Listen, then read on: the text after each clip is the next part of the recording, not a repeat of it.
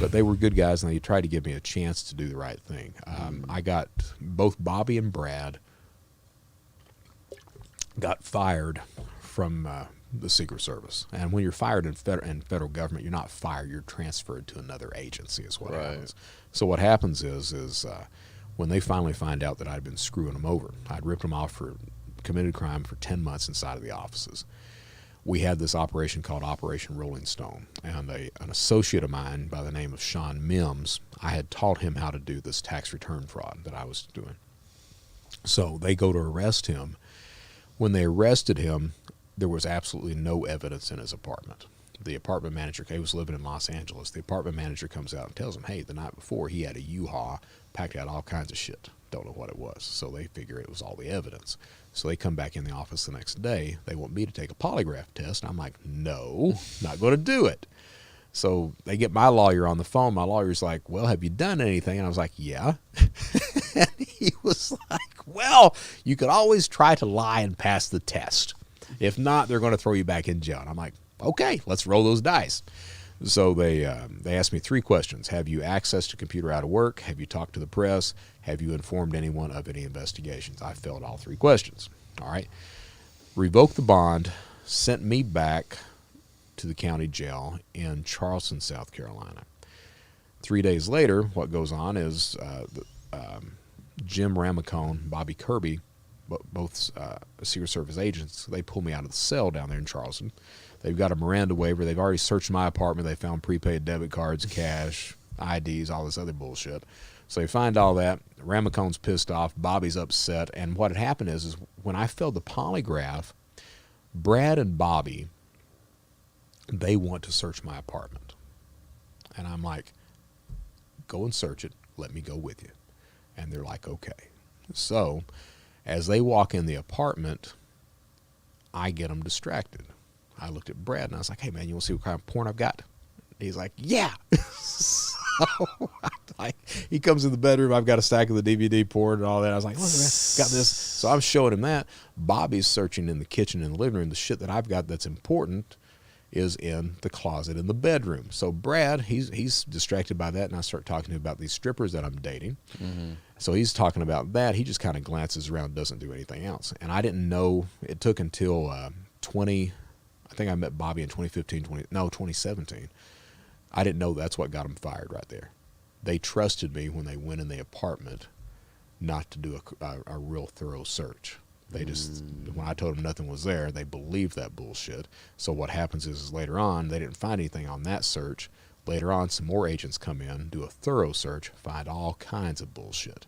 And because of that, they're dismissed from Secret Service. I don't know where Brad's working now. Bobby got a job over at the VA doing investigations for them. That's where he works now. But I had an opportunity to meet with Bobby in 2017, 2018. Took that, was able to apologize to him, everything else. And this is where this guy, he looks at me, and I told him I was doing a lot better. I was trying to be a better guy. And he was like, Brett, you were always a good guy. You just didn't know it. Man, that shit hit hard right there. But so that's what happened with that. I bond. So I was under state charges when they revoked the bond.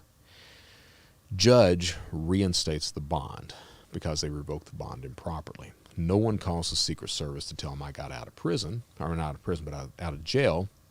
No one informs the Secret Service of that. I walk out, and I'm of the opinion, hey, you're going to screw me, you're going to find me. So I take off cross country. I borrow $1,000 from a stripper that I've been dating, borrow $1,000 from her, tell her I'll pay her back $3,000 in 2 weeks, and head west on I-20. No idea where the hell I was going. Get to Dallas and realize that there's a prepaid debit card supplier in Dallas. So I walk into the offices there, get this guy, lie to this guy, get him to give me 67 prepaid debit cards without me paying for them and without showing ID. He gives them to me, and I start filing income taxes. 2 weeks later, I cash out. I think that night was like $130,000. Use that money to buy a Jeep Cherokee, and the plan, a stupid-ass plan, but the plan was to steal enough money to bug out to Brazil and set up shop down there and continue on with it. So I was out, I was on the run for 4 months, stole $600,000. The night before I was in Las Vegas, Nevada, had stolen $160K out of ATMs. Woke up the next morning, signed on to cartersmarket.com, which was another forum ran by Max Butler at that point in time before he gets arrested. Signed on to cartersmarket.com. There's my name, U.S. Most Wanted, beside of it. Yeah. And it was the first time that my name had ever been mentioned on a forum. Real name, everything else was there. And I clicked on the link. There's my picture, a link to the Secret Service. No way. Yeah, and it's talking about me working with the Secret Service, helping to put them in prison, everything else. So everybody's just pissed to beat all hell, right? So I'm sitting there looking at it like, whoo. And I said out loud, I was like, well, Mr. Johnson, you've made United States Most Wanted list. What do you do now? I'm going to Disney World. So, yeah. Why? Why not? Why not? So I figured that I'll have to lay low for about a year. Can't get a passport because I was planning on getting a passport and bugging out to Brazil. I was like, let things die down for about a year. What do I need to do? I'll go to Disney World. I'll get my year ticket, the yearly pass for Disney and Universal. Go to the parks every day. You just want to stay there? Yeah. Idiot, right? That sounds like hell. Oh yeah. Nowadays, I was in Orlando like 3 weeks ago for a conference, and I'm like, Jesus, I hate this place. Oh my God, it's hell. So it's like never again. But then it was like, oh yeah, we'll go to the parks. It'll be all right. So I go down. I pay for a timeshare for 9 months in advance. I go down. It wasn't furnished, so I go out and buy furniture, buy electronics, everything else. Lasted about 6 weeks. That's what I wanted to ask you earlier when you said you were taking in all that money, $100 and some $1,000 a week. Did you ever think? Did the thought ever cross your mind, like maybe I should just take all this and buy some real estate and just get out of this? No. Slowly transition myself to go legit. And I'll tell you the reason for that. I'm not the only guy that acts like that when you're stealing that kind of money. The thing is, you forget what the value of money is. All right, so the money is coming so fast that you're like, shit, just steal more money. My budget, I didn't have to come up with a budget till I was in my 40s. My budget back then was just steal more cash. You forget what the value of currency is, and it just becomes this free-flowing thing all of a sudden where you just spend whatever. I had the Rolexes, all that crap. I went out and bought this Chanel J12 that was diamond encrusted just for it was the gaudiest fucking piece of shit you ever seen in your life. What was the most ridiculous thing you ever bought? That was it? It was a $25,000 watch. It had, so the J12 was a black ceramic band, and the entire band was encrusted with diamonds. I mean, you couldn't wear it. It's something like one of these freaking rappers would wear these days, right? But I would have that, and people would come down. I'd show it to them. Hey, look what I got. Look at this piece of shit.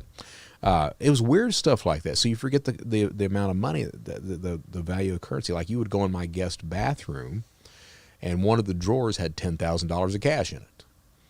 Just for the hell of it. I would get in there, I'd use the bathroom sometimes, and the money that I had in my pockets, I'd just stack in there. In case you ran out of toilet paper. Yeah, finally you had $10,000 there. My kitchen cabinets, they had stacks of prepaid debit cards in the cabinets. Unopened cards, envelopes full of cards. That was what was in the cabinets. When I was arrested, I had a Mini Cooper, and then I transitioned over to Mercedes. But when I was arrested, it was like 962 or 972 $2 bills in the vehicle. The odd shit like that is what happens. In the kitchen cabinets, you had rubber bands of $1 bills just wrapped up, just thrown in there all the time. But as far as transitioning over to legal currency like that, what happens is, for most cyber criminals, and we used to talk about it all the time, you've got to have an exit strategy. You've got to know when you're going to get out, and you got to get out before it's too late. Everybody says that. Nobody follows that. Really? Nobody follows that because the money is being stolen so quickly, you don't worry about that. And then not only that, but it's an ego boost too, that status type thing, because now you've got everybody in those communities that are looking up to you. You're the most important person on the planet to them. So that's this huge ego boost all of a sudden. So you don't get out of it. You don't stop it. Something has to make you stop. Right. All right. So you rip somebody off, you get arrested, whatever happens, and you get the consequences from that. Is what it comes up being the end of that kind of stuff. All right. So yeah.